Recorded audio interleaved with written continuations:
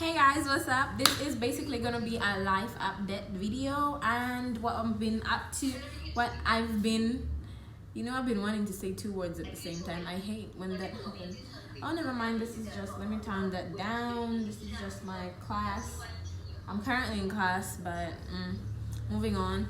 Yeah, so this is just gonna be a life update video on what's been going on currently. So we are in season 3 of our lockdown. Season 4 of the lockdown in Uganda. Yeah, it's definitely season 4. And the first season happened around March, and I've always known that the president actually wanted to give us like 90 days for lockdown, but he just didn't, so he had to break it down in a way. So the first lockdown happened, it was supposed to be 2 weeks, and then the second lockdown was extended by 21 days.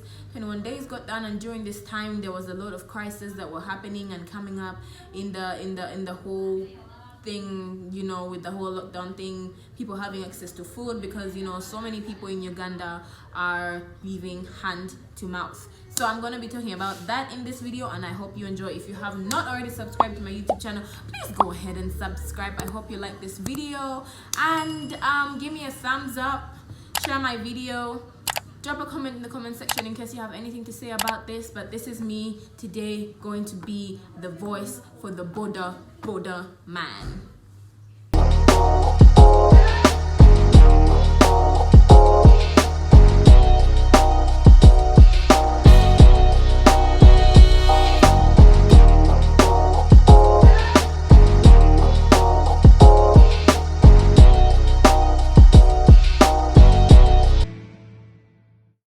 Okay, so what's up? My name is Violet. Welcome back to my YouTube channel, or welcome to my YouTube channel in case you are new. What's up? This is my life update. So I'm gonna first of all start with doing a lockdown breakdown. Yeah, so the lockdown breakdown basically in Uganda is in 4 seasons. Like, people call it season 1, season 2, season 3, and we're currently in season 4. Season 1 basically was just when we hadn't had any cases, and the moment he said that he was going to lock down the borders, then somebody decided to come in here with the virus. Somebody came from Dubai. That's how the whole thing started here in Uganda. And then we had a few cases, and we kept having a few cases. And then after the 2 weeks, he locked down for 2 weeks. He first of all shut down the schools, and then after that he shut down social gatherings, places of social gathering, that is church. And then the restaurants and everything else were not allowed to have things or organize events with more than 10 people in a place. Then what happened after that? Then that was 2 weeks, and then public transport was seized in the second season. Basically, after the 2 weeks, he gave us a 21-day extension. Our president is President Museveni, and in case you don't know where I'm speaking of, is Uganda. I am Ugandan, so that's what our president has done for us during this season. And after the first season that comprised of 2 weeks, then we were extended by another 21 days. So in these 21 days, like I said earlier, issues started arising, issues of food, because most of the Ugandans in Uganda obviously are hand to mouth workers. They work hand to mouth. That's how they live. That's how they lead their lives. So when things are stopped and transportation is put on a standstill and business is put on a standstill, then it becomes difficult for them to feed their families. So this has been the problem that has just been going on and on and on, and it's been arising, and it got to a point where it became alarming. So the president then allowed only market people to be working, but then they were not allowed to be going back to their homes because there's no other way to go home. So they had to be forced to sleep in their places of work. If you cannot afford to sleep at work, don't come to work, stay home. And that is almost a zero options. Like, at that point, I would feel like if I was working in the market and I'm a food supplier, then I would believe that I would be in a place between a rock and a hard place, you know what I mean? But then with the rising and alarming numbers in people who have been having cases of hunger, people started literally going to their local leaders, which we call the LCs, and which is the local council. In every district, in every region, there's an LC that's allocated to be the leader of those people. So people were angry. There's so many angry women, so many angry families that just carry the kids and take them to the LC's home and just leave him and be like, you know what, we have nothing to do, this is what the government has decided, you cooperate with the government, here are the kids, we don't have anything to do, we can't feed them, so you feed them, you handle the children. There's some that are crying for help because they really want to do everything that they can, but they can't. Yesterday I was watching on the news, and there are people in the villages that are having, not even just the villages, because usually in the villages that's where there's like food, but like that can't be for everybody. That's not the case for everybody, you know. So there are these ladies, this family of about I think 8, if I remember correctly, and they feed on jackfruit. This is the jackfruit. They feed on jackfruit and some water for food and survival. So the government then had the cry of the people. This was before this is in season 2. Had the people's cry and tried as much as they could to make sure that they could deliver food to the vulnerable poor. So it has been doing everything it can, but I think it's gotten overwhelmed with the numbers. I think we thought that we could handle with the numbers of the number of Ugandans that are having and facing this challenge, but they've not been able to handle it. I won't say they've not been able to handle it accurately per se, but I think for some reason, somehow, it has been slow. It has been really slow, the process of food supplying and you know, getting into all these other regions. So currently where I'm at, it's a place called WINKTIMS Oasis currently, but the rebranding is going to be called WINKTIMS Junction. So WINKTIMS Junction basically is a place that has student hostels. It's located right opposite a university called Kampala University, which is a nursing school and a nursing college, call it. And then there's a local student canteen, a local snack bar, there's the butcher, yeah, and then there's like a grocery place and an ice cream parlor. Then there's Tresses hair and nail salon, and you can follow us on Instagram. By the way, this is our Instagram. Do follow us. Then what else is here? Chapati stand. So this is my mom's place, and she's been hearing rumors that have been moving around, and it's not just rumors. Even some of her staff, some of my staff that stay in this area have had this challenge. The government has been supplying and went through these areas, but then some people did not receive food. Like basically, if they don't find your home, they can't give you food. So what they did that day, actually, the workers moved from their workplaces and stations and had to go to their homes because they stay in this same area so that they could get food. But just as everybody was preparing to get the food, then the trucks skipped their location and went to the next location, and they don't go back. So there's been a cry of people having food, and we've been listening to people, the border men that usually hang around in the gardens over here. I'll show you guys. We've been listening in their conversations, and most of them have been having a similar conversation. You know, somebody will just have porridge. There's someone who said, I think the most well-off person that I had in that border community of this place, it's called Mutundwe in Rubaga.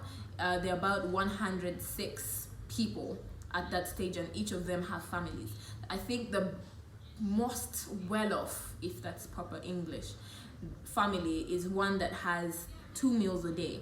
Now these 2 meals comprise of breakfast. Usually that's what he said, that I just tell the wife and the kids that, listen, when money was there and it was available, that we would be able to eat some bread and do this, but now we're just going to be having porridge. And porridge shall be had at 11 a.m. That's when breakfast is supposed to be, so that you're not too hungry but hungry enough, and then you're a little bit satisfied for lunch, and then lunch/dinner will be had at 4. So and then after that you just have to sleep, because after that there's no more food. And even a thing such as 3,000 Ugandan shillings, that's less than $1, is something that they find, less than $1. Less than $1, or less than £1, actually, much less than £1, is something that was too expensive for them to afford. So then we started. My mom came up with this brilliant idea that's funded by her and a couple of friends from Northern Ireland, and we're very grateful to them. the food bank. So she's decided to call it the WINKTIMS Junction Food Bank. The creation of the WINKTIMS Food Bank. Yeah, I'm gonna put a link in my description box below. You can be able to find this video as well, up on YouTube or her Instagram. I'm just gonna put it up, and then you guys will be able to see that. You can get onto the link and you'll be able to see that. I just said that. So yeah, that's what has been keeping us busy, but I think I will be showing you what has been going on. So currently my life update is that we are participating in the creation of the WINKTIMS Food Bank, getting food and supplying to different people and families and communities. They've been very, very grateful. Actually, yesterday they wrote a letter that was the sweetest thing in their border language, but in like their English, and it was really very, very touching. It was delivered by, I think, a certain gentleman, but I think it was written by the chairman of the border community in Mutundwe and Stages. And then what else have I been doing with this whole lockdown? Oh wait, I didn't finish. So now, after the 21 days, then the president came on again, and then he said he was going to extend the lockdown for 14 more days. Now this just caused chaos. People have been complaining, and as if that's not enough, there's issues of people losing their homes. They want them to stay in their homes, but there's issues of people losing their homes because of the whole water crisis going on around right now with the whole Lake Victoria thing.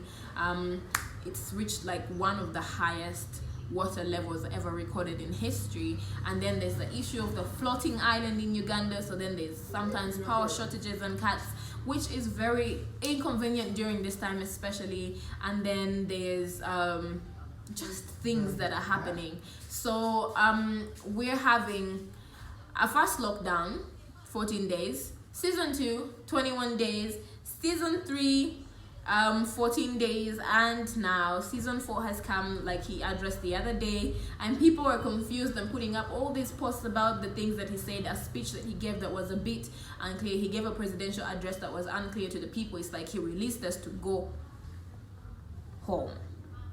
He released businesses to work, but they have, like, basically it was very confusing. I'm not going to say so many things about that, but then he came and clarified, so people with private means of transport get to work, get to move. So public transportation shall resume on the 2nd of June in case you guys did not get it clearly, and then other workplaces will be allowed to move, but then for the case of education, in the education sector, people are only children are only, or pupils or students. Nobody else.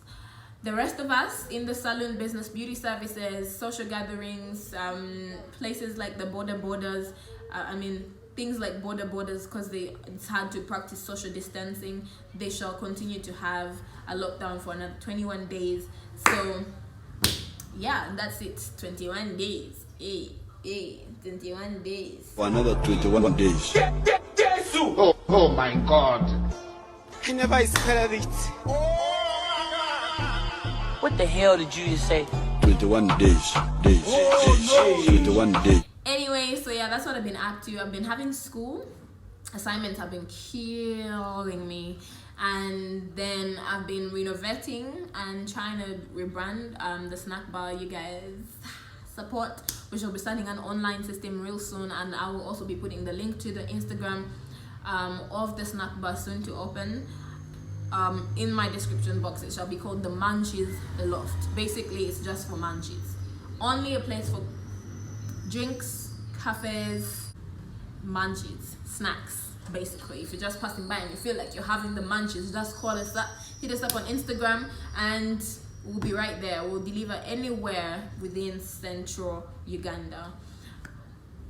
What else have I been up to during this season besides school, the renovations, online/mobile salon as well? Thank you everybody who has been supporting us, whether you've been buying hair or hair products or getting the services, haircuts. For the ladies as well, having those people getting their hair done, retouched and everything. Thank you so much for all the support. I am so grateful. That's been keeping me busy as well. Thank you for helping me keep busy. Yes. Then there's also been the YouTube videos. I've been trying, guys. I've been trying. Okay. Then what else have I been doing? Catching up with friends. Recently, a friend introduced something to me and said we should be taking walks around, but it has come in the wrong season because now I'm about to start work and the renovation's almost done. So now I'm just like, I don't know what to do because I'm barely home. Then what else have I been doing? I feel like I've been doing a lot more than that. Dancing. I've been dancing, making noise on Snapchat, making noise on Instagram. Then what else? Oh yeah, I've been watching TV, guys. I'm so happy to be watching TV. Oh my god. So yeah, that's basically it. Food bank, mobile saloon, renovation of the Munchies loft. Follow us on Instagram. Snapping, watching TV, YouTubing, watching YouTube videos, school, assignments. I think I already said school. Yeah, so I'll be updating you guys on how the creation of the WINKTIMS food bank is going, and if you like my video, do not forget to give me a thumbs up, drop a comment in the comment section. So yes. Oh yeah, also another thing, maybe because the canteen is open, but we decided to open so that people can be able to get food at a cost that's cheaper than $1. Wow! Here is starting at 1,000, but it's like a buffet or an array of foods. An array of foods, is that correct? Let's just go with a buffet or a buffet of food. And if you have 1,000 Ugandan shillings, you can still get food. If you have 2,000, you can still get food. You get food depending on your price or depending on the money that you have, whatever it is, but it starts at 1,000, so that at least to make sure that people do not go to bed hungry and can still have breakfast, can still have a snack, can still have some chapatis, can still have some mandazis. And yeah, thank you for your support, thank you for watching my video, thank you for coming back to Loud Violet. If you haven't subscribed already, please do subscribe, and I will be seeing you guys here next time. Peace.